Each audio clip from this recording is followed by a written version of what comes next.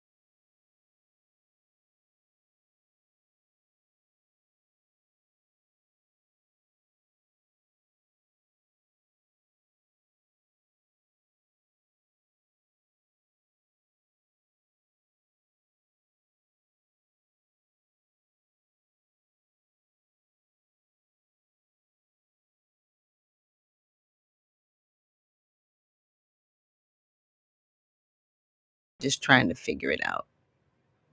Oh no, it's just doing this. I am so sorry. Um wow. I moved to this platform because look, because I didn't want to, mess up anything, and now I've got this weirdness going on. I don't even know what that is.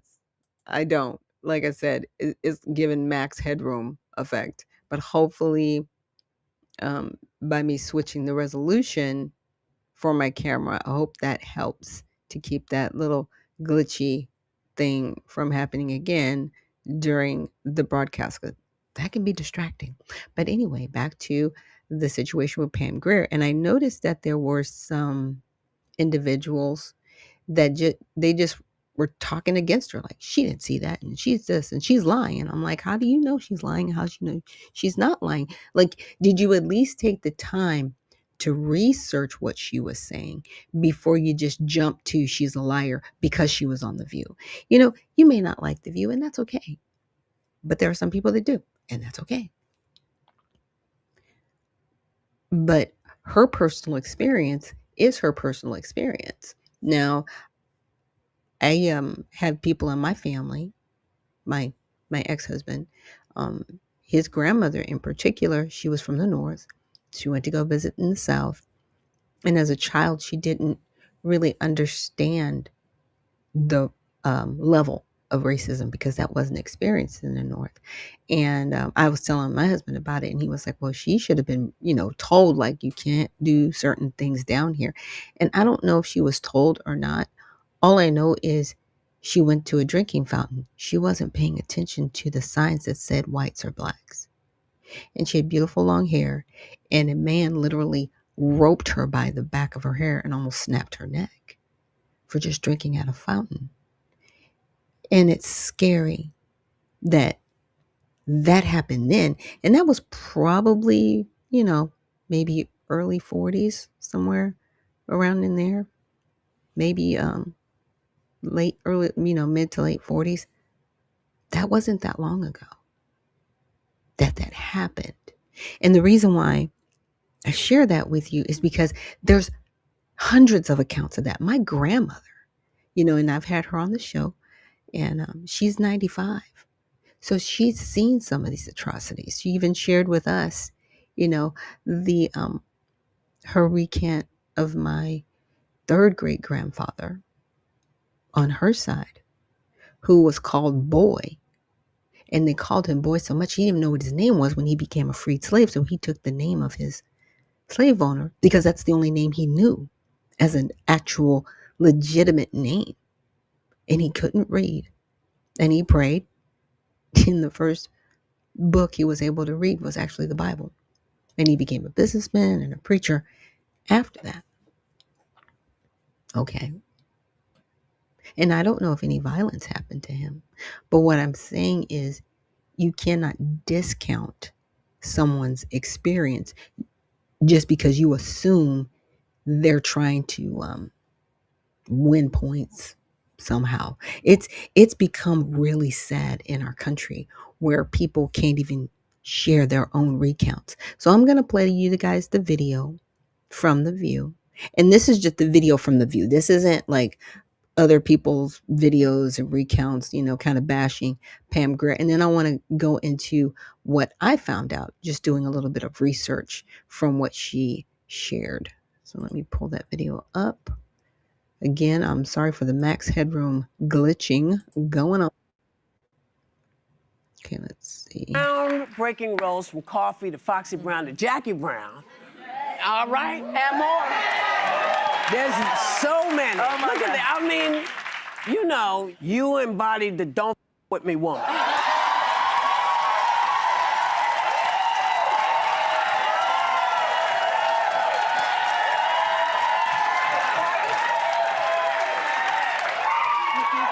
Yeah. Did you ever think that after all this time you would still elicit this kind of response from people who grew up watching you do what they wanted to do, what they felt compelled to do, but were not in a position to do on the screen? I got a lot of it from you. Well, let me ask you this, because you've been the first so many times, but you were the first Black woman on the cover of Miss Magazine in 1975. You paved the way for Black female representation in the stunt industry as well. But before breaking all those barriers in Hollywood and other places, you faced a lot of racism growing up in Columbus, Ohio. How did that shape you? Whew. Well, the military wouldn't allow Black families to live on the base, so you had to live in an apartment. And you couldn't take a bus, couldn't afford a car, you walked, your dads walked to the base. And sometimes we would go from tree shade to get back to the apartment. My brother and I, my mom, with bags, And my mom would go, don't look, don't look, don't look. And she'd pull us away. Wow.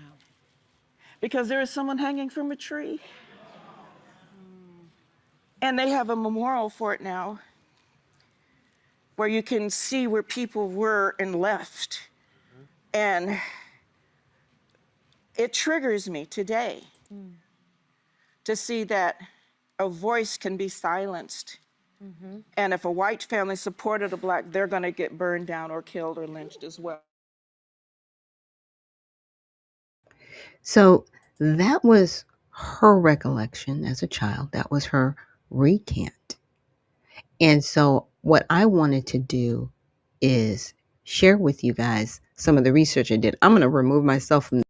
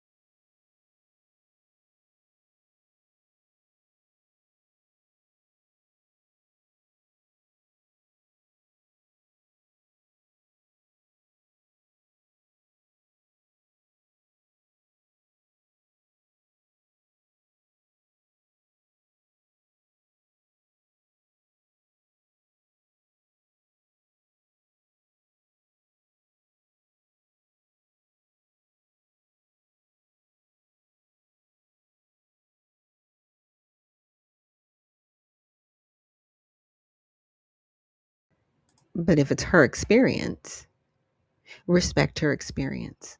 Now, can you respectfully disagree? You sure can. But if you're going to respectfully disagree, you better come with the receipts of disagreement. That's all I'm saying. If you can say, hey, no lynchings ever happened in Columbus, Ohio, you're lying, at least have the receipts to back that up, right? Let me take a quick deeper dive. And we'll just ask a simple question.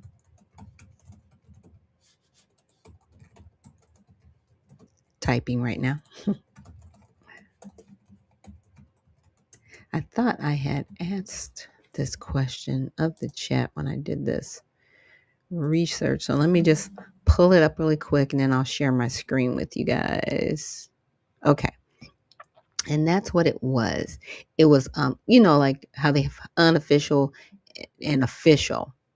So it says, while there are no official records of a successful racial terror lynching occurring in Columbus, Ohio, the city of Columbus, Georgia. Okay, I don't want to talk about Georgia. So regarding Columbus, Ohio, yeah, like unfortunately, Columbus, Georgia down here, it was the site of a notable double lynching in 1896. Like they were just doing stuff down here in the South, just wild. Okay.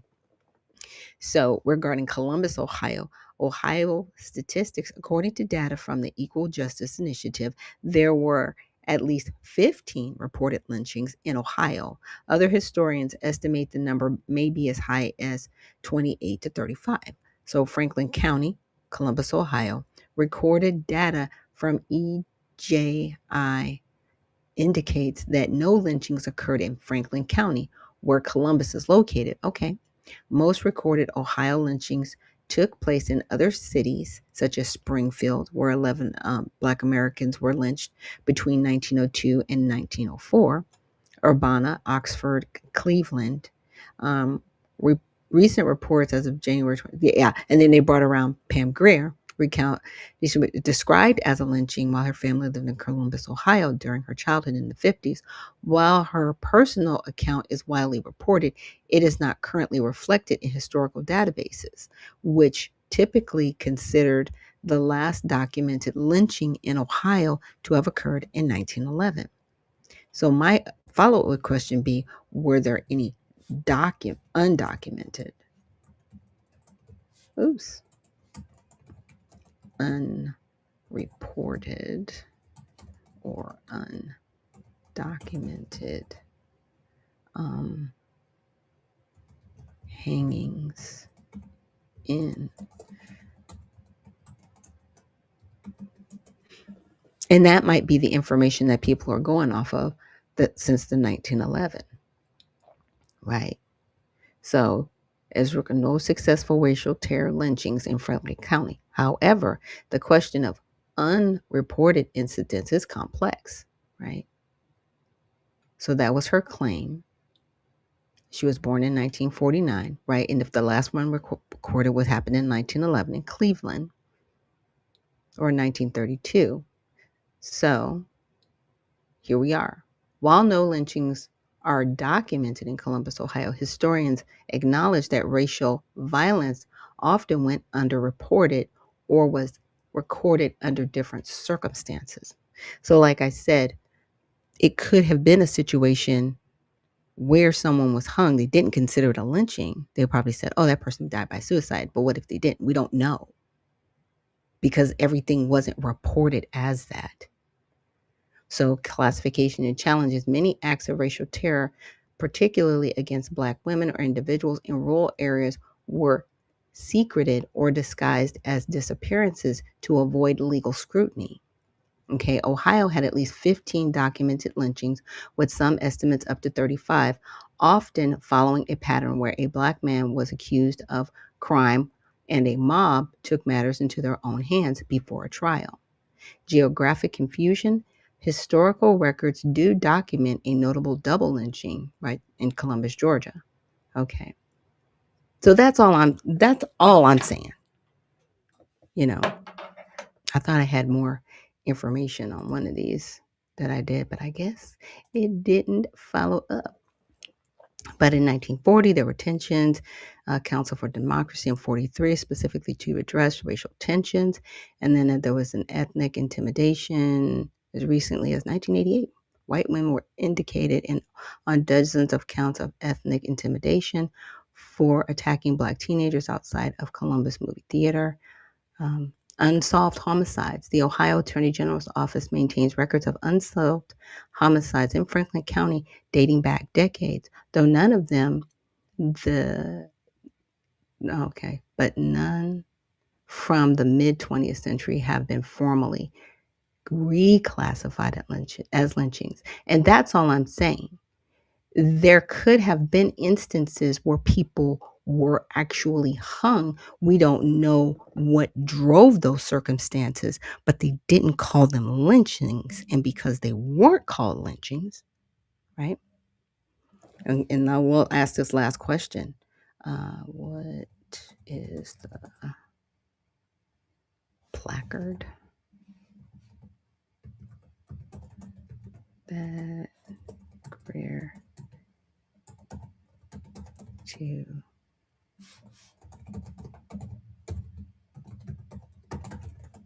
that site?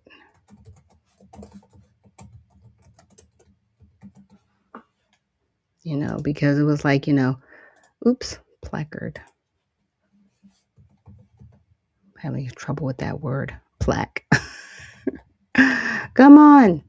Yeah, I am not great at spelling, you guys. Not my strong suit. Okay. But I do love the law. Okay, that was her description. Okay, here's no specific official recorded lynching memorial. Okay, that documents the 1950s lynching. Some historians suggest, okay.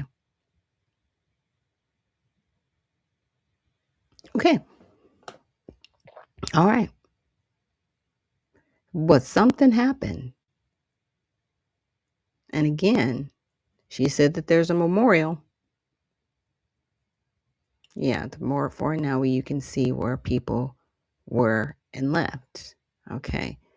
Identification of site. There's no specific official record of a lynching memorial, right? Or placard that documents the lynching. Some historians suggest her memory may be conflated with an 1896 databases from Equal Justice, the Tuskegee recordings, no lynchings. Okay, were there any hangings? I mean, I just have to ask.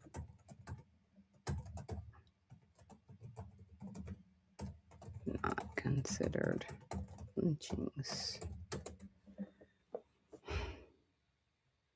Yes, numerous hangings, and they weren't. So that could be it, right?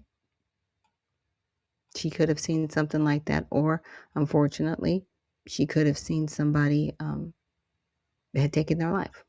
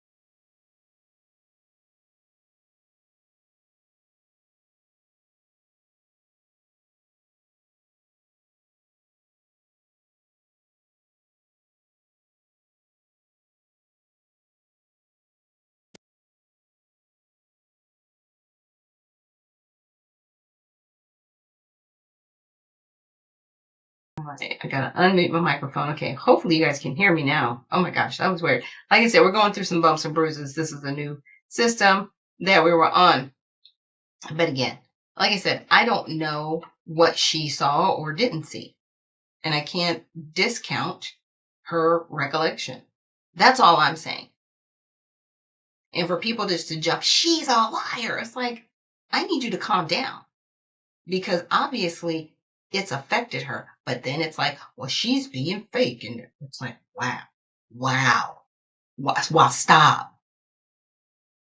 I just read to you that some lynchings weren't considered lynchings. They were considered hangings. And because they were hangings and not lynchings, they were classified in a different manner. What if it was a hanging? She observed. What if someone committed suicide? All I'm saying is, don't judge it until you know. That's all I'm saying. That's really all I'm trying to get to. Because a lot of people just want to jump quick and just make it seem like, they're all liars and this, that, and the third. I'm like, calm down. Really and truly, just relax. Okay? Just take a moment. So I hope you guys can hear me okay. Let me know in the comment section because I'm going to do my best at this. But I'm going to take a little break here. And when we come back, we're going to get into some more of this news. And there's a lot to discuss on this Recap Monday. So thank you again for joining me here on Unfiltered Vision News. I hope I do this next part right. Look, I hope I do it right. And I hope everything turns out well. But I will see you guys on the other side. Nope.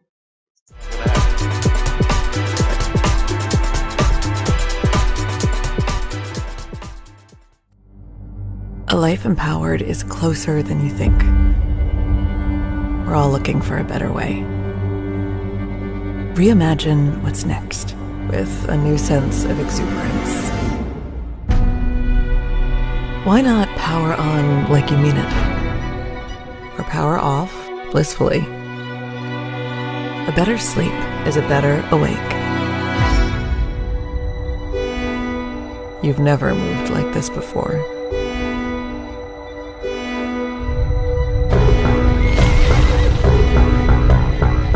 With the energy nature intended. Imagine reprogramming the way you look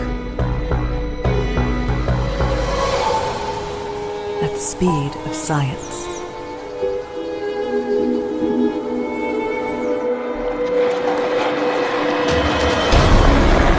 At longevity. At exhilaration. It's next level rejuvenation.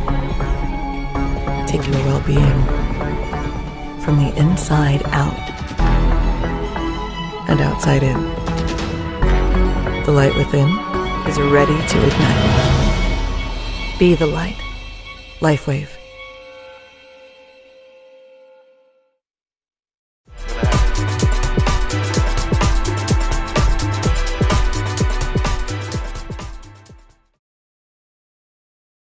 We are back. Thank you so much for joining me here on Unfiltered Vision News, bringing you the news unfiltered Monday through Friday, 7 to 9 a.m. Eastern.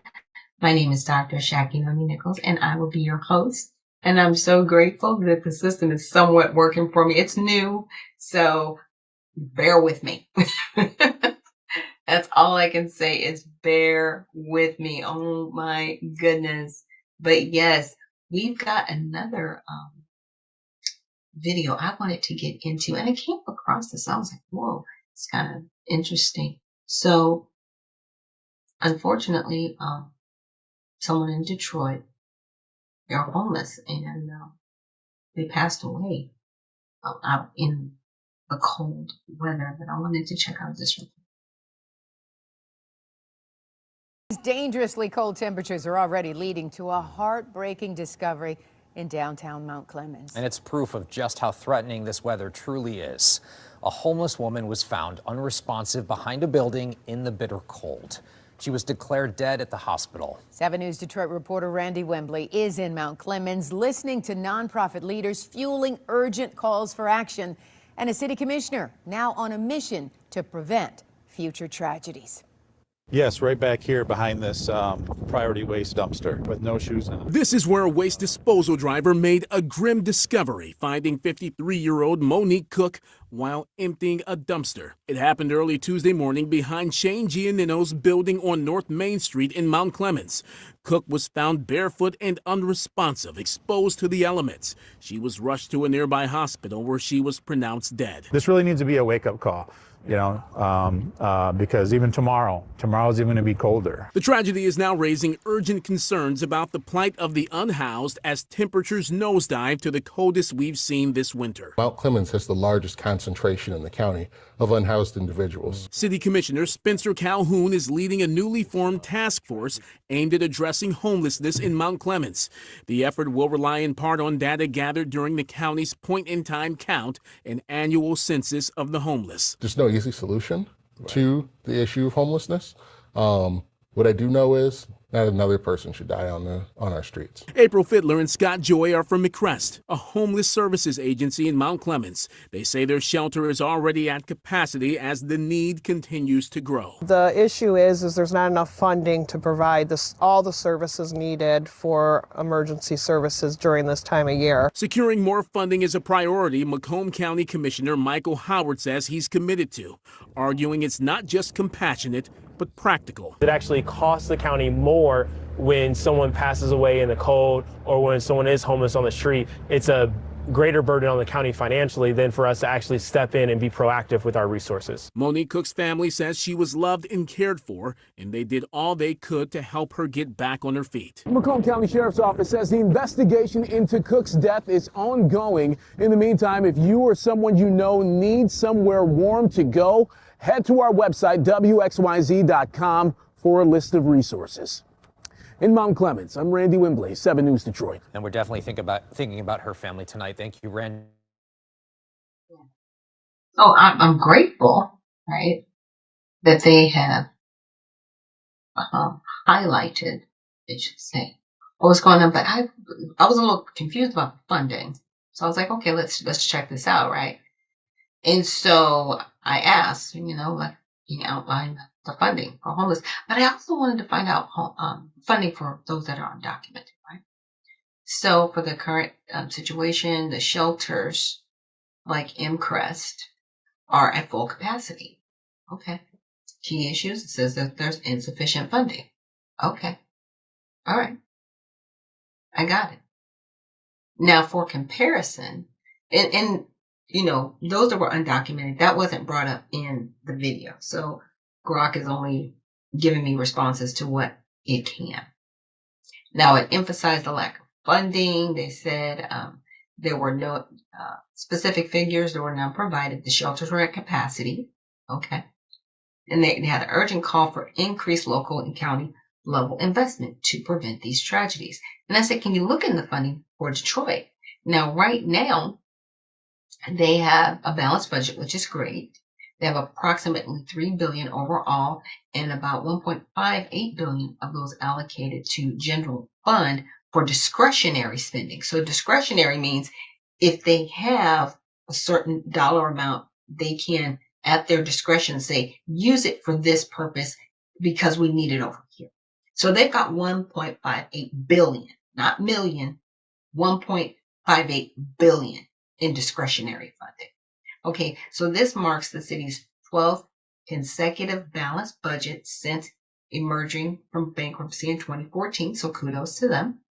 Now, the budget includes contributions, $172.6 million towards legacy pension obligations, right? And maintains strong reserves, $455 million in the retiree pension fund and $150 million in their rainy day fund.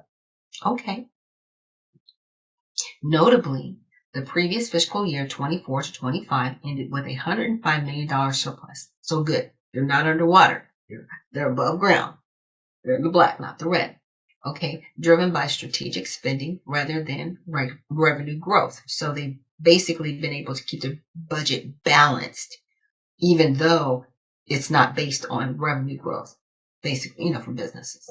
So the budget process involves the mayor proposing a plan followed by city council review and adjustments The approved version included about 26 million in changes from the mayor's initial proposal, focusing on council priorities like housing and transportation. Okay, so Detroit's funding comes from a mix of local taxes, state support, and other sources. Based on the approved budget, major categories include income tax, 432 million, wagering taxes, when that's the casinos, 292 million, property taxes, 174 million, and includes a slight reduction, 3 million cut to provide relief to homeowners. State revenue sharing, 253 million, funds distributed by the state of Michigan based on population and other factors. Other resources, the remaining revenue includes federal and state grants, fees for services, enterprise funds, and the services like water, sewage, parking, enterprise funds from the Detroit Department of Transportation or DDOT, and investment earnings. Specific figures are for these weren't broken out in detail, but they make up, this general budget.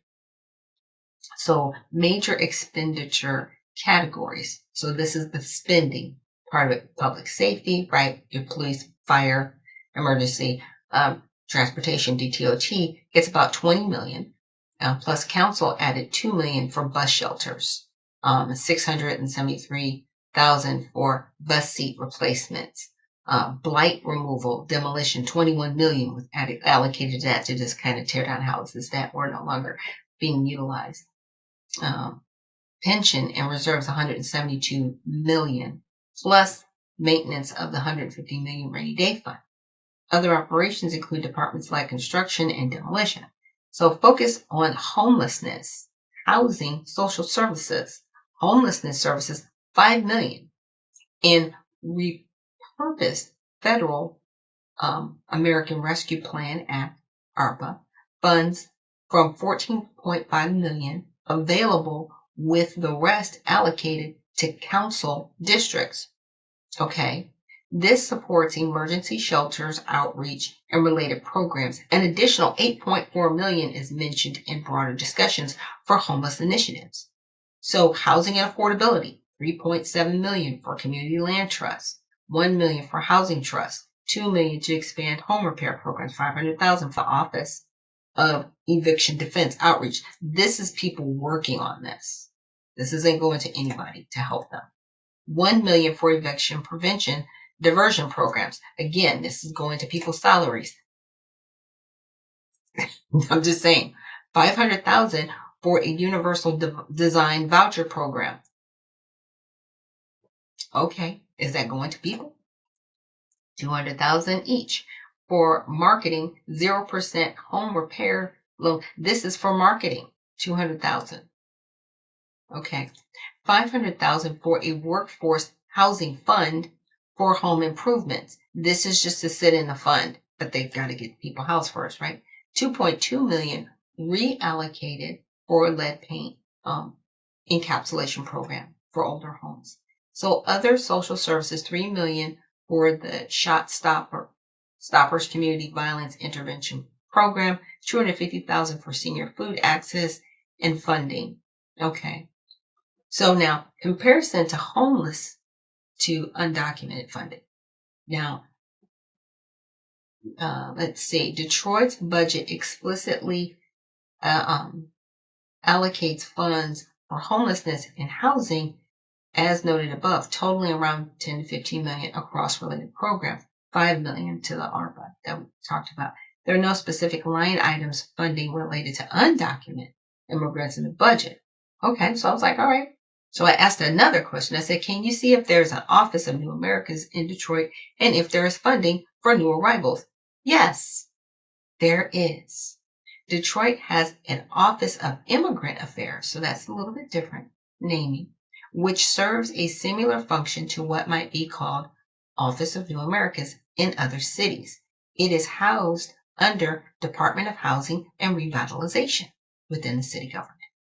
Now, its purpose is supports both new and existing immigrant communities by creating programs, ensuring access to city resources, promoting integration into the community, and fostering economic development with immigrant neighborhoods.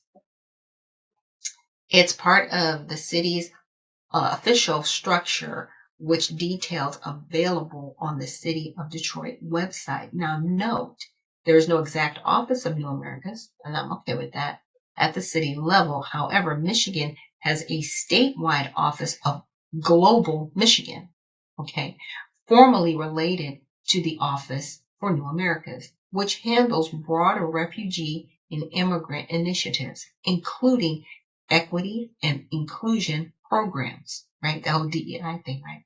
Detroit's OIA focuses specifically on local immigrant support.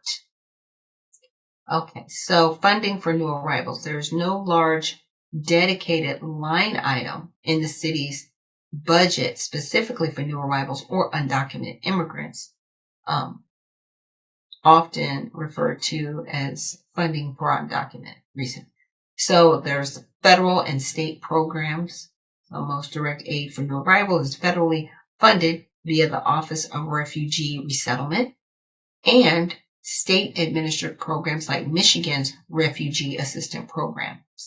These provide initial resettlement services, including housing placement, cultural orientation, employment support, school enrollment, and cash assistance to help refugees become self-sufficient.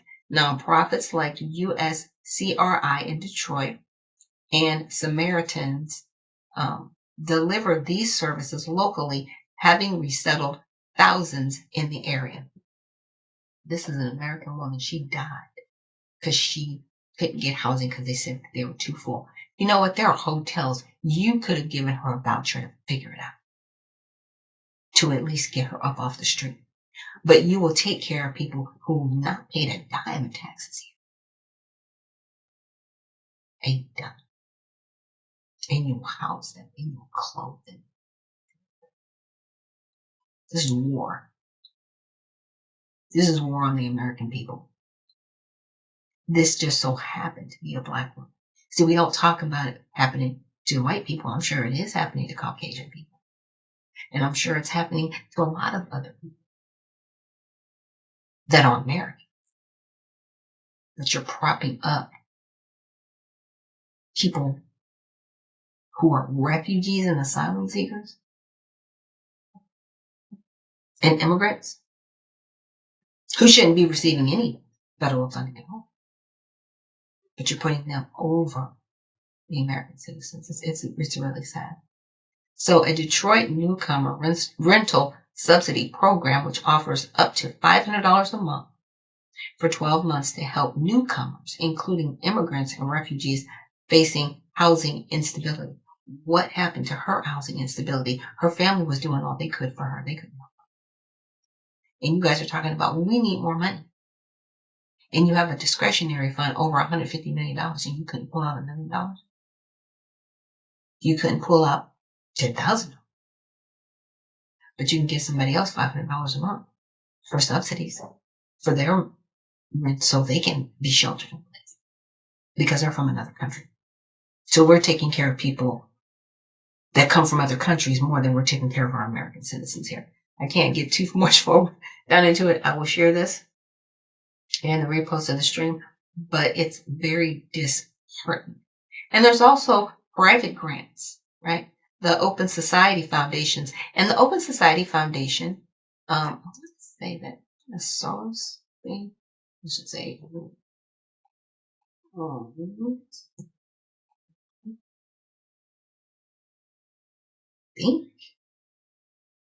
yeah, it is George Soros. Okay, so I'm not being weird, to pull up that information. I'm not trying to, be super tinfoil hat. I recognize that name, the whole Open Society name. Okay, so they gave a grant of $750 million to the Detroit area, aiding undocumented immigrants impacted by COVID-19. And that was in 2020. So he sent $750 million to help undocumented people. Not American citizens, undocumented people. That's very nefarious. And it's very telling of where we are. Very sad. Very sad. So again, I'm going to make sure that I post this in the restream, but it does say, in summary, Detroit actively supports immigrants through its Office of Immigrant Affairs and partnerships, but funding for new arrivals is mostly federal and state funded and delivered via nonprofits, which limited direct city budget allocations. This contrasts with the more explicit, though still modest, city funding for homelessness and housing stability programs discussed earlier. So these nonprofits, they are specifically making sure that they keep these migrants housed. Why aren't you doing that for American citizens? That's the question. And that's the question we need to continue to ask. Like, why aren't you taking care of Americans? Like, what's really going on? Let's see. Yeah, guys, you're here with me. As we are going through it, there is a video that I want to play. Now, this video, he's a little bit, I don't want to say he's at a 10. He might be at a 12. There may be a little bit of cussing in here. I didn't run it through first cut. So I do apologize if any offensive language is said. But let's just check this out. Oh, you know we could overthrow the government like tomorrow, like today, like right now. I'm serious. I'm serious. By the way, I'm not trying to promote violence or anything reckless. I'm just keeping it real for this video. If regular people stopped showing up tomorrow, stopped clocking in, stopped buying, stopped complying with bullshit that only benefits the top, everything would freeze. Everything. And I'm not talking about riots or protests. I'm not talking about burning anything down. I'm talking about the truth nobody wants to admit. This system only works because we keep it alive. We, yes, the people. We, humans, yes, worldwide. Every road you drive on, maintained by workers. Every hospital, staffed by people who are underpaid and tired. Every app, warehouse, classroom, grocery store, power grid. That's us. Not politicians, not billionaires. Us. They sit at the top acting untouchable, but they don't grow the food. They don't deliver packages. They don't clean buildings. They don't teach the kids. They don't heal the sick. They manage power. We are the power. Let me say that again. They manage power. We are the power. And you want to know the craziest part?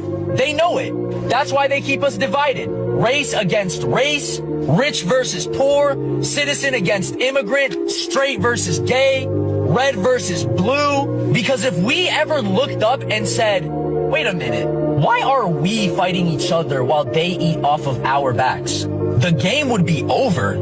Again, I'm not calling for violence. I'm calling for awareness. Don't twist my words, because y'all love to do that. I'm not calling for violence. I'm calling for awareness. There's a difference. Violence is what happens when people feel unheard. Awareness is what happens when people finally see the leverage they've always had. Real change does not come from chaos. It comes from refusal. Refusing to be lied to, refusing to be distracted, refusing to be divided, refusing to believe we are powerless when the entire structure depends on our participation. History did not change because somebody screamed louder. It changed when the people said enough is enough, no more, and meant it. And you know what's crazy, bro? The system does not need to be attacked for it to collapse. It just needs people to stop holding it up. Yeah. And I wanted to share that because he made a really valid point. It's like, yeah, the system works because of us. But the system also knows that it can keep us divided against one another. That we'll never figure that out. Just saying. Words from the mouths of babes, you guys. Words from the mouths of babes. Now, I was also checking out this week this HR 7148 that it's the new appropriations for this fiscal year. And it has a lot of interesting things in it that I saw. One of the first things was called, okay, I'm trying to get to it before I bring you guys up. Oops, let's go to Zoom. Because I thought, what in the world? There's funding for this? Why is there funding for this? And I thought it was very interesting. Let me pull up my notes. Because I was trying to make notes and man, it was, yeah. Yeah. Let's see. Shall we on? Okay, that's what that. Sorry, guys. Okay, I'm going to bring this up because I thought it was fascinating. So apparently, they've got funding for emerging and zoonotic infectious diseases. Okay. And they are appropriating over $729,000 for that. And it's provided that the amounts made available under this heading up to $1 million from amounts made available for quarantine appropriations shall remain available until expended to pay for the transportation, medical care, treatment, and other related costs of persons quarantined or isolated under federal or state quarantine law. So we are designating almost $750,000 for something that we don't know is going to happen. Or do we not know? Or do they know? Just saying. There was another area in here. Oops. That I wanted to find. If I could find it. Because I thought the language on that was really curious as well. So I hope I find it. Let me see. I have to just go take 6. Sorry, guys. I do a lot of research over the weekend before I do the show, but sometimes my notes get lost. That wasn't it. So, Officer Director, for carrying out responsibilities of the Officer Director of the NIH, they're getting over $2 billion, provided that funding shall be available for the purpose of not to exceed 29 passenger motor vehicles for replacement only. Okay, so you get it, what's happening with NIH. But there was one section in here that it threw me in how they worded it. No, that's not it. Is it this? Oh, no, that's not it.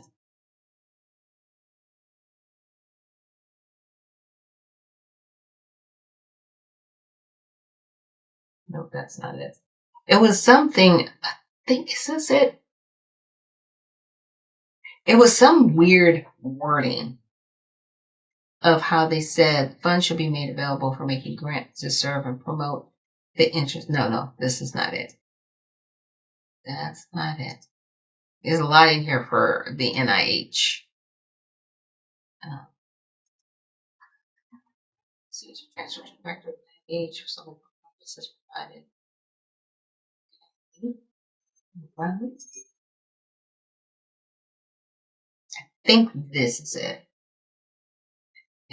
it. What I found. Yes, general provision. So it says funding appropriated in this title shall be available for not to exceed $50,000 for official reception and representation expenses when specifically approved by the Secretary. So none of the funds appropriated in this title shall be used to pay the salary of an individual through a grant or other extramural mechanism, okay, at a rate in excess of executive level. So whatever that executive level is spending. But it says, provided that none of the funds appropriated in this title shall be used to prevent the NIH from paying up to 100% of the salary of an individual at this rate. So it's almost like they negated what they just said. But there's a lot of stuff in here like that. And then the other thing that I came across, which I didn't know about this until I was looking it up.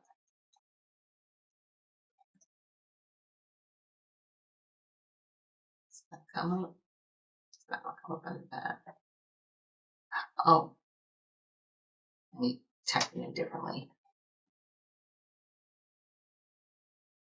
That'll come up that way. Okay, I gotta put it in this way.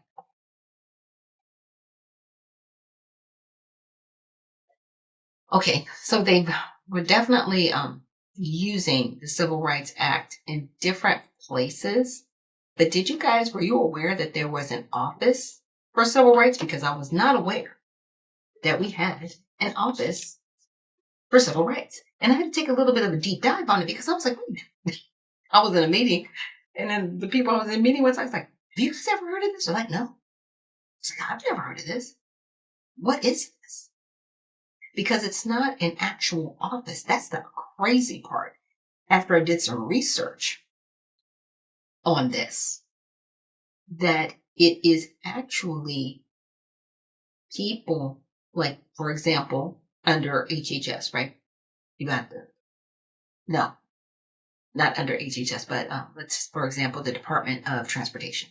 And there's a section of the Department of Transportation that deals with the Office for Civil Rights. So it's not a formal entity, right? It's not like the Department of Transportation, but it does have funding. And it does function, supposedly, to help people whose civil rights have been violated. I didn't know it existed. I was like, how have I been getting money for this? And nobody knew about it. Again, I don't know. Maybe I'm the only person that didn't know about it. If you knew about it, let me know in the comments section. If you knew, tell me. Because it was very eye-opening for me. So apparently, they've got expenses for necessary office for civil rights. Again, the way it's proposed, you would think they're a separate entity. Like they're a whole situation by themselves, and they're not. And I'll get to that in a moment. But they've got commissioned officers for retirement pay and medical benefits of public health service commissioned officers as authorized by law for payments under the Retired Servicemen's Family Protection Plan and Survivor Benefit Plan for medical care and dependents and retired personnel under the Dependents Medical Care Act. Such amounts may be required under the current fiscal year. Again, I didn't know that this existed. I hadn't seen this in any other appropriations package. So before we get to that, I just wanted to also share just kind of how some of the voting went down, right? So it has passed. And Massey, he actually was trying to he voted on a measure called 155. And what it says it was an amendment in here to prohibit the use of funds made available by this act to implement Section 22-220 of the Infrastructure Investment and Jobs Act, including any requirements enabling or supporting vehicle kill switch technology, okay, and to block federal spending for the execution or enforcement of such authorities. So this is the Office of Civil Rights. So I looked at the role of who voted for the kill switch and who didn't. There were 57 Republicans that voted against removing it. So it's still in here. This kill switch provision that Massey was trying to get people to have removed, or at least vote against it. So cars are now going to have a kill switch if this passes the Senate with this in it. Because apparently there are Democrats and Republicans that want the ability to shut your vehicle off. This is why I don't want an electric vehicle. I don't want any other technology. I got a gas guzzler and I like it. I'm going to keep it. Yeah, that's what's happening there. Now, to go back to this whole Office of Civil Rights thing, because I was like, what in the world is going on with this? But anyway, so HR 7110 to require agencies that use, fund, or oversee algorithms. That's weird. Agencies, right? So this would, agency like what? The Department of Transportation. That's an agency that use, fund, or oversee algorithms. Interesting.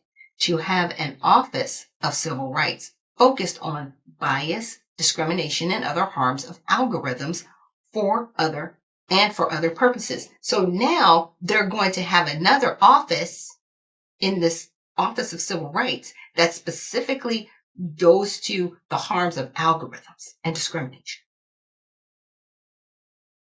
Do we have an agency? But they're going to require agencies. Yeah. It's like I said, finding out that this office even existed has it's like totally blown my mind. So crazy. So crazy. Now I did 3 different searches, but let me go to, let's see. Let me go to this one first, because this was the first search that I did in reference to the Civil Rights Office, because I was looking up stuff like recessions that they did and the bill and what that money looked like and what was rescinded, and like I was just trying to get information and just understanding the Consolidated Appropriations Act and federal appropriations legislation like this bill. Recession refers to the permanent cancellation of previously appropriated funds. So I was like, okay, not much I need to know because it has not passed the Senate yet. But when I came across the Office of Civil Rights, I was like, what is this? So the Consolidated Appropriation Acts include the office's name, Office for Civil Rights, or slight variants like Office of Civil Rights, right? In multiple federal departments. These are not a single centralized entity, but department-specific offices that enforce civil rights protections in their respective domains: health, human services, education, and transportation. The bill provides operational funding for fiscal year 2026 without additional policy changes, restrictions, or provisos, tied directly to these offices. Funding is straightforward for necessary expenses. Okay. Now you've got the Department of Human Health Services, HHS, and they have an Office for Civil Rights, right? And their Division B, which is Labor, Health, and Human Services, and Education Appropriations Act of 2026, Department of Health and Human Services under Office of the Secretary. Now they're getting funding of $39 million. This is outside of their regular funding. This is just specific to the Office of Civil Rights. So this allocation covers expenses necessary for the office's operations. So this isn't going to anybody specifically. This is just so they can keep the lights on. They need $39 million to keep the lights on. Okay? So the HHS OCR is responsible for enforcing federal civil rights concise, that's not concise, conscience, weird, and religious freedom laws. The Health Insurance Portability and Accountability Act, which is HIPAA, and breach notification rules, and the Patient Safety and Quality Improvement Act, and programs that receive HHS funding. It handles complaints, conducts compliance reviews, and provides technical assistance to ensure non-discrimination or health and human services. That's what they do. So this is just to keep the lights on. Again, this is not going to anybody. This is not helping anybody with housing. This isn't saying, hey, here's a stipend. This is just to keep the lights on, and this is just for this. Now you get to the Department of Education. They have their own funding, but they also have an Office of Civil Rights within the Department of Education. Okay? And its purpose is to, these funds, this $140 million, is authorized by Section 203 of the Department of Education Act. The EDOCR enforces federal civil rights laws prohibiting discrimination in education programs or activities receiving federal financial assistance, including investigations of complaints related to race, color, national origin, sex, disability, and age. It also issues policy guidance and conducts proactive compliance activities. So they're getting 140 million just to work and keep the lights on. This isn't going to end. Now the Department of Transportation, okay, they're getting 11 million. Okay, they cover necessary expenses for the office's operations within DOT, which is Department of Transportation, and the OCR enforces civil rights requirements in transportation programs, including ensuring non-discrimination in federally assisted activities like airports, highways, transit, and railroads. It oversees compliance with laws protecting against discrimination based on race, color, national origin, sex, disability, and other factors in transportation. Did anybody know about this? I didn't know about this. Okay. Now, the connection to the Civil Rights Act of 1964 and protection for the Black community. Yes, these offices directly enforce aspects of the Civil Rights Act of 1964, particularly Title IV, which prohibits discrimination on the basis of race, color, or national origin in any program or activity receiving federal assistance. Now, the 1964 Act was a landmark law aimed at ending segregation and discrimination with significant focus on protecting African Americans, the Black community, as you phrased it, from systemic inequities in public accommodations, employment, voting, and federally funded programs. Title IV was specifically designed to address discrimination in areas like education, health, and transportation, exactly the domains these offices oversee. Did you guys know that this existed? I didn't. Now, HHS OCR uses Title IV to prevent racial discrimination in hospitals, clinics, and welfare programs. ED OCR applies it to schools and universities to combat segregation and unequal treatment.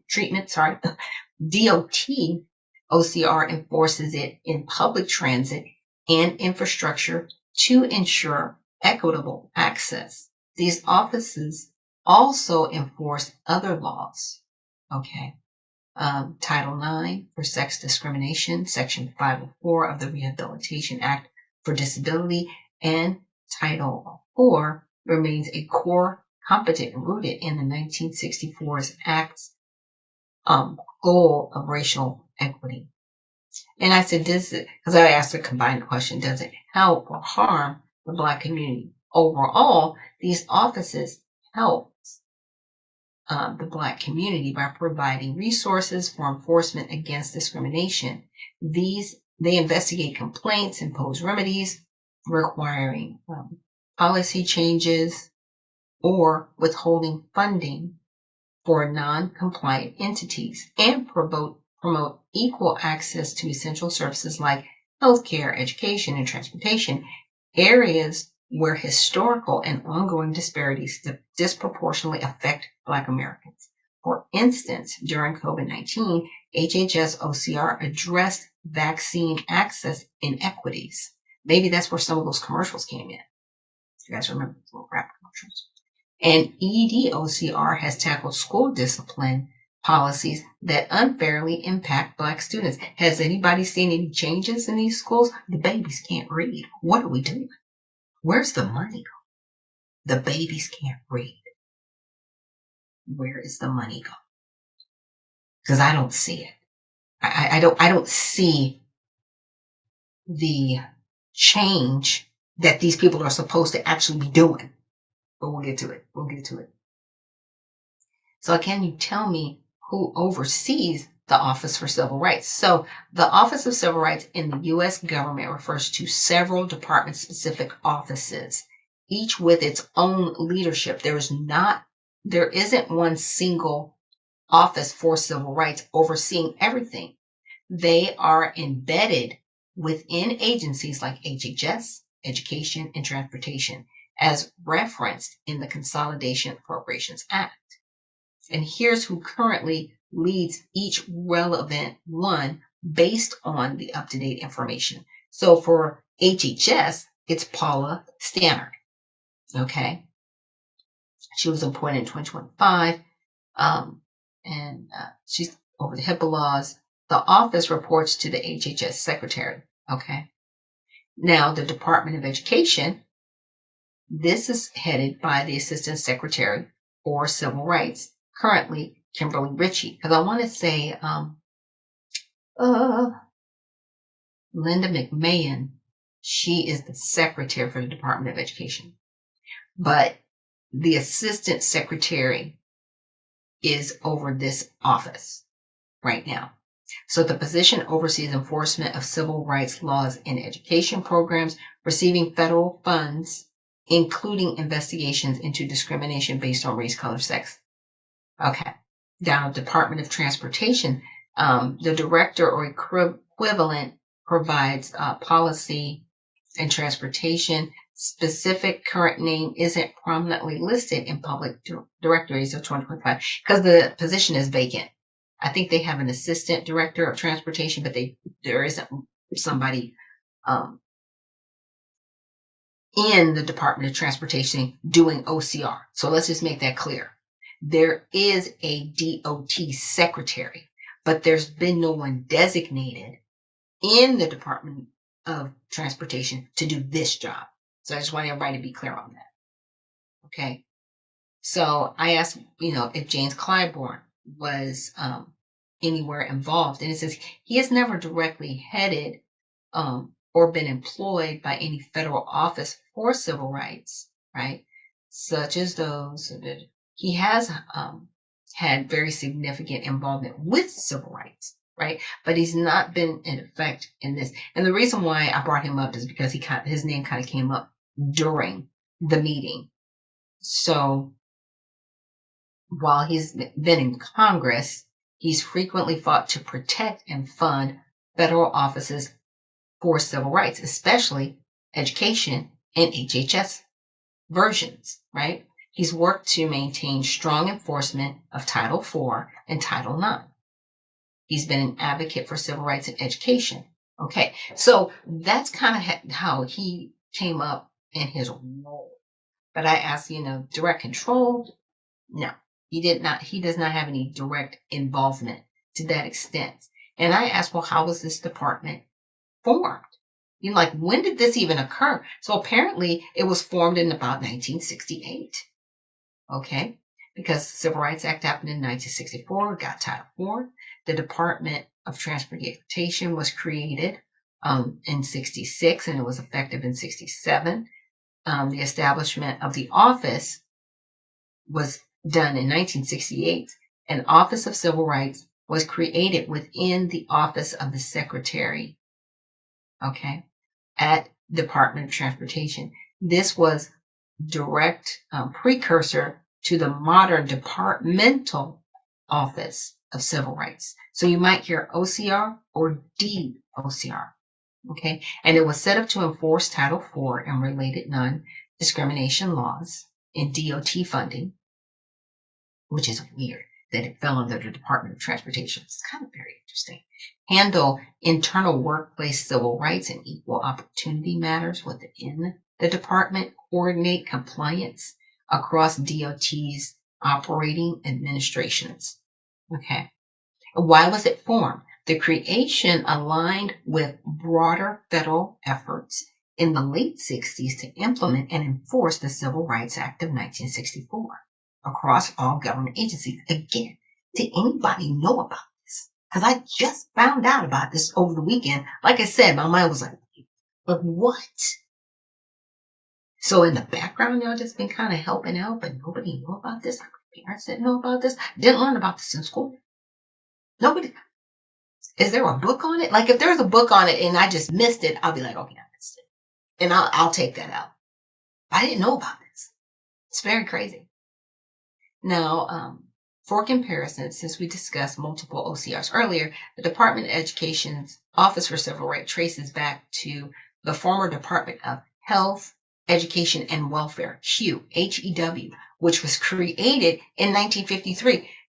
So that was created even before the civil rights thing. So which civil rights functions formalized after 1964, okay, and carried over when the Education's office became separate in 1979, because in 1979, officially, they had the Department of Education. So completely separate. Now, the HHS Office for Civil Rights similarly evolved from HEW, which is Health, Education, and Welfare. Civil rights components. The DOCR remains focused on transportation specific equity and non-discrimination today. What does the Department of Transportation have to do with any discrimination? Fix how I mill. Okay, that's all I'm saying. Feel like you're off-roading going up that street here in Georgia. And for those who know, you know. Okay? So I did ask about Clybourne's involvement. Not really much. Not really much. Like when it comes to the DOT, Clybourne named alongside DOCR in one initiative for historically Black colleges, universities in transportation, research and development training in South Carolina gets DOT grants for civil rights focused engineering. Okay, so there's all these grants that everybody's pulling from it, right? So again, and then I ask, did this help or harm the Black community? Okay, it helps. So and this is in reference to Clybourne. So Clybourne's push ensures DOT-DORC enforces the original 1964 Title IV against anti-Black discrimination, equitable MARTA transit in the Atlanta area, a fair highway funding avoiding Negro removal like the 1960s I-20 projects. DBE has awarded $30 billion to Black firms since the 1980s, creating generational wealth. Again, I didn't know about this. Did anybody know about this? But apparently people have created some generational wealth off of $30 billion. Okay. Harms. Modern DOCR applies to Title IV universally. 1982, extending to non-citizens, immigrants, LEP plans for Spanish speakers in SCGA transit, and LGBTQ Bostock versus Clayton, in 2020. This dilutes resources originally for freedmen's redress. Georgia's 20% plus foreign-born compete for DBE contracts in 2023 DOT data, and a 40% DBE to Hispanics and Asians. Clybourne's expansions exacerbate that word, birthright citizenship abuse by funding non-Black equity, mirroring your immigration 14th Amendment critiques. We talk about actionable step, contact Clybourne's outreach, right? Representative Rich McCormick to push HR 392, other restricting benefits, cite DOT DBE disparities. Black share down 5% since 2010. So there's no evidence Clybourne's influencing of DOCR's 1968 formation pre-Congress. His role amplifies 1964 protection, but risks over-broadening, harming focused Black redress sources in Congress. Okay. And that was I was just trying to find out what was his involvement, and then all these other things came out. Now, I did some other searches because my search got kind of long and I was like, oh, I need to calm down. But I had some other questions. I was just like, okay, is it this one? Okay. So I was trying to find out who benefits from this. Like, who's getting the money? Because there's money. It can't just be like in the office, right? So here, we've seen these numbers because it's numbered in the Appropriations Act. And I wanted to find out, okay, well, who in Congress is kind of benefiting, right? But let me go back to this one because I think this is the one. Sorry, you guys. Like I said, I did a lot of research. Okay, here. This was my question. I said, can you outline? Because I was like, no. I said, who's benefiting financially if there's little public awareness? Because I'm just finding about this. You might just be finding about this. Or you may have known about this, but we're kind of like, not affecting me. I really don't care. Or maybe you cared and you just didn't know where to start, right? So I asked a question. I was like, okay, so who's benefiting financially if there is little public awareness? The question of who benefits financially from low public awareness is the Office of Civil Rights, right? Okay.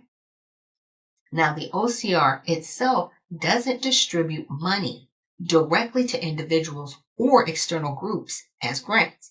Its budget, around $40 million annually in recent years, primarily funds internal operations, like I said, keeping the lights on, right? Staff salaries, investigations, compliance reviews, policy work, outreach, and administrative costs. The beneficiaries are indirect and tied to how enforcement or lack of it plays out in the healthcare system. Now, still specifically for healthcare, not anywhere else. Now, low public awareness means fewer people file complaints about discrimination in federally funded health programs. This can reduce the volume of intensity of enforcement actions, leading to financial dynamics where certain parties avoid costs or maintain practices that might otherwise be challenged. If I don't know that there's an Office of Civil Rights to help me, how do I even, you know what I'm saying? Like, if I don't know, how am I getting your help? You're not telling. Has anybody seen a commercial about the Office of Civil Rights? I haven't. I have not. Now, primary entities that may benefit financially from low awareness or underreporting: healthcare providers and institutions receiving federal funds. They kind of benefit because nobody knows. So these entities are the main recipients of federal financial assistance conditioned on civil rights compliance. Low compliant volumes mean fewer investigations, compliance reviews, corrective action plans, or settlements, resolutions that require them to spend money on. So these people, like hospitals, health systems, insurers, nursing homes, clinics, participating in Medicare. Now, policy changes, infrastructure upgrades, training staff on non-discrimination, legal fees or settlements. OCR resolutions often include monetary relief to complaints or system-wide fixes. In cases of alleged discrimination, unequal treatment in emergency care, maternal health disparities affecting Black patients, or unnecessary institutionalization, low awareness reduces pressure to address costly systemic issues. Providers continue receiving federal reimbursements without as much scrutiny or mandated expenditure. Y'all, this is intense. So large hospital systems and nonprofit hospitals. Many nonprofit hospitals receive substantial federal funds, but have faced criticism for practices like aggressive billing, denying charity care, or facility closures in underserved, often minority communities that lead to desperate impacts. Low awareness limits OCR complaints about these, preserving revenue streams from federal programs without forced changes that could reduce profits or increase operational costs. That could help everybody. They're still receiving federal funding, but they are still overcharging people with their insurance or even a cash assistance when they're getting the money already. It's crazy. Now, entities facing potential HIPAA or privacy violation, OCR enforces HIPAA, okay? Low public knowledge of rights to access records or report breaches means fewer right of access complaints or breach notifications leading to fines and settlements. Covered entities avoid multi-million-dollar penalties or corrective actions because we don't know if our HIPAA rights are violated. We're just like, well, I guess, we'll just have to make sure that nobody steals our information. Yeah. So who does not benefit and may be harmed? Black Americans and other people of color, as discussed previously. Persistent disparities in health outcomes, right, which is still on the health, higher maternity mortality, unequal access to quality care continue without as much individual or systemic challenge through complaints. Vulnerable population and OCR itself.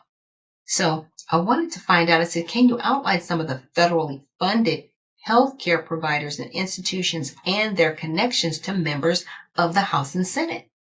So major federal funding healthcare providers and institutions. And those would be, these entities receive substantial federal funding primarily through Medicare, Medicaid, and other HHS programs, right? Reimbursements totaling billions annually for services like inpatient care, managed care plans, and health insurance. Examples are drawn down below.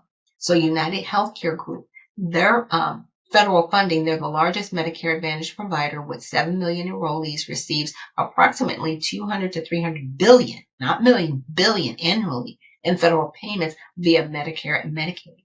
Okay, and managed care. Now, who they're connected to in Congress, the campaign contributions. What? They're giving away campaign contributions? So they're getting the funding and they're giving contributions back to these people in Congress. It's right here. Just saying. 2.8 million in 23 to 24 to leading Republicans. 1.4 million to Republicans versus 1.3 to Democrats. So they're both getting money. As a key contributor in the health services HMO sector, it supports members like Senator John Tester, who's a Democrat in Montana, 326,000. Senator Sherrod Brown, who's a Democrat in Ohio, 300,000. Both on the Senate Appropriations Committee that put this appropriations package together.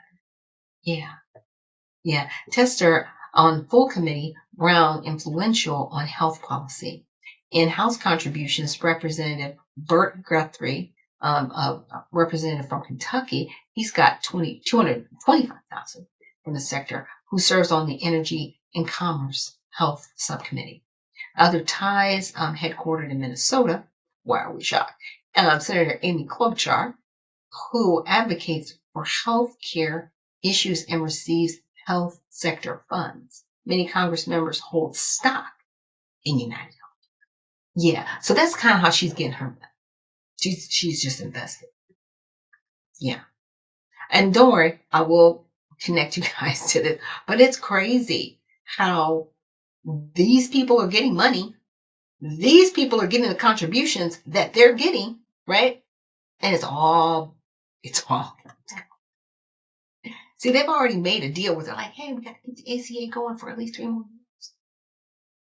Like here. Okay. So other ties, lobbies on ACA and Medicaid expansions, 10 million annually supports Democrats like Representative Rosa DeLauro, a Democrat in Connecticut, ranking member of the House LHHS, who receives health sector funds. Yeah. So this is happening all over the place. Again, I will give you guys this because I was like, I know somebody's getting money. And again, I was looking at Flyborn and all these other things, but it was just really eye-opening to see that there's an entity that's there that's supposed to be helping us, right? So I did ask, how do citizens trigger the OCR to help them with violations on civil rights? So citizens can trigger an investigation by the U.S. Department of Health and Human Services on civil rights by filing a formal complaint when they believe their civil rights have been violated in a health care or human services context. OCR enforces federal laws protecting against discrimination in programs receiving federal financial assistance, hospitals, clinics, Medicare, Medicaid providers, nursing homes, health insurers, and social service agencies, as well as health information privacy and conscious religious freedoms protections. Okay. So those are the key violations that it lists here. And it shows you, you confirming your complaint, gathering information. You choose your method of filing. It gives the address here, fax number. I was just like, okay, so there is a formal process.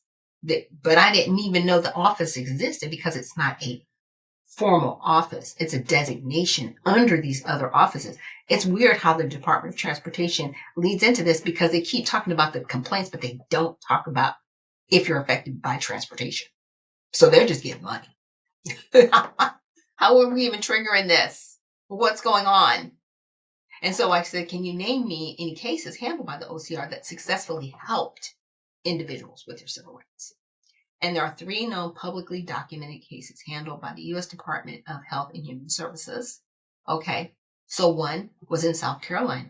The Department of Social Services, Disability, Discrimination, and Adoption Foster Care resolved via voluntary resolution. So the OCR investigated a complaint alleging that SCDSS, a state social services agency receiving federal funds, discriminated against individuals with disabilities in adoption and foster care processes.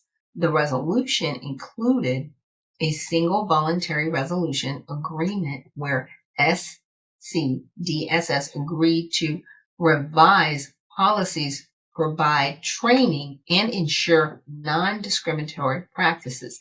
This helped complaints and prevented future barriers for people with disabilities seeking to adopt or foster, promoting equal access to family building opportunities under Section 504 of the Rehabilitation Act.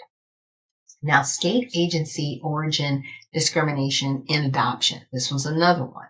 There was a case with that. There was another case, Olmstead enforcement cases. They successfully enforced the Supreme Court's decision in multiple complaints. For example, in various state level resolutions, OCR addressed unnecessary institutionalization of individuals with disabilities in nursing homes or facilities when community-based services were available. These cases resulted in agreements for states or providers to transition affected individuals to community settings, provide home-based supports, and prevent future segregation. Specific complaints gained the ability to live independently in their communities rather than in institutions, directly improving their quality of life autonomy under Section 504 and Title II of the ADA. Now, here is where you might say, that's interesting. Yeah, but a lot of these situations have been taken advantage of. You got to remember there's the home health care scheme that's going on in Minnesota where agencies did sign up to be home health aides, but they never provided the services, but they billed the state for the services. Right? Have you guys heard about these buildings where there's like 20 different offices doing the same thing? Yeah. Now, they're not necessarily getting money from OCR to do that, but they are fleecing those programs that are really not compliant. And when I say that, nobody's following up to make sure that the services were actually provided. They pay the money, but the services haven't been provided. So that's where that comes from. Now, I said, is there any cases involving Black Americans? Now, one was the University of Pittsburgh, and it was a hospital closure. A complaint alleged that UPMC's closure of Braddock Hospital has a disproportionate adverse impact on African Americans, violating Title IV by limiting access to emergency and inpatient care. OCR reached a voluntary resolution agreement with UPMC before a full funding of non-compliance. The resolution required UPMC to expand services in the affected area, including subsidizing extended clinic hours and transportation to facilities, outreach, and subsidies for community health services. This helped mitigate the desperate impact on Black residents by preserving and improving access to care in underserved community. cedar-cyanide maternal health treatment of Black women in California, and investigations into race-based preferences in healthcare workforce training programs. Again, you really don't see a lot of this focused on education or transportation specifically. It's mostly been in the house. Then why are the other two getting money, getting paid? I'm just saying, I need more, even though I did ask for those top ones. And, I asked it again. I was like, in summary, Black Americans I asked, have they been hurt with the inclusion of other groups in civil rights? And I should have probably said, had it been diluted. By saying hurt, it kind of took it a different way. It says, no, Black Americans have been systemically hurt by the inclusion of other groups in civil rights protections. While landmark civil rights in 1964 and 65 were indeed catalyzed by African American civil rights movement to address centuries of slavery, Jim Crow segregation, and disenfranchisement,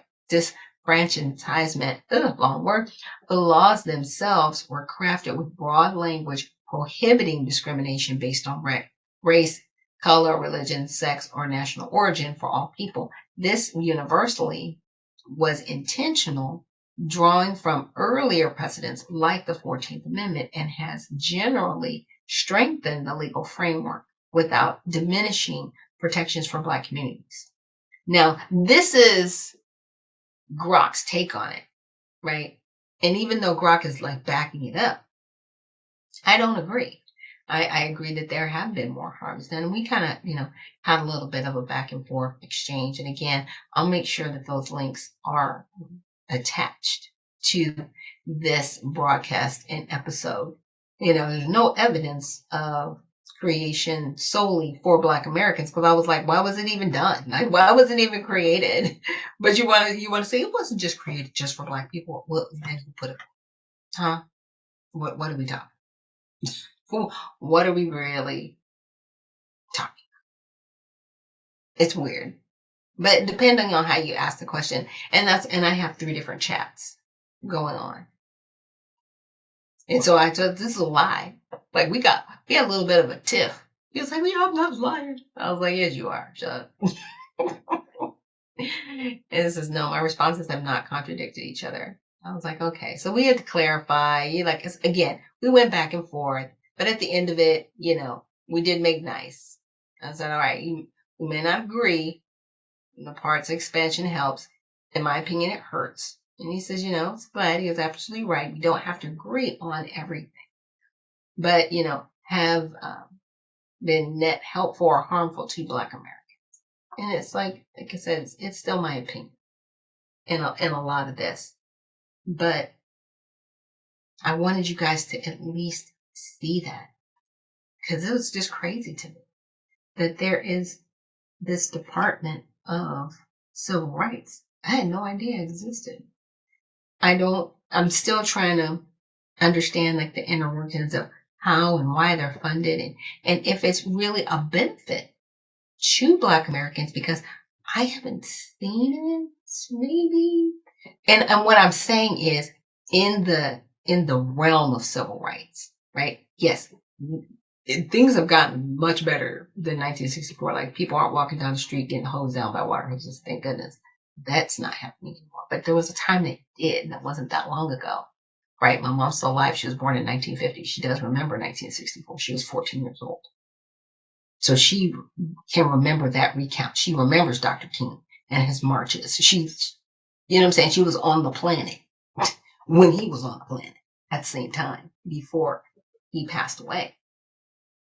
So with that said, to have something like this put in place, and to have such little awareness about it, and then to find out that the people benefiting from it, organizations like United Healthcare, and also to find out that people in Congress are benefiting from that money because they're getting donations from those organizations. Now, we've always said, yeah, they're in their pocket, but the money's circular because it's our tax dollars supporting the hospital going to these congressmen.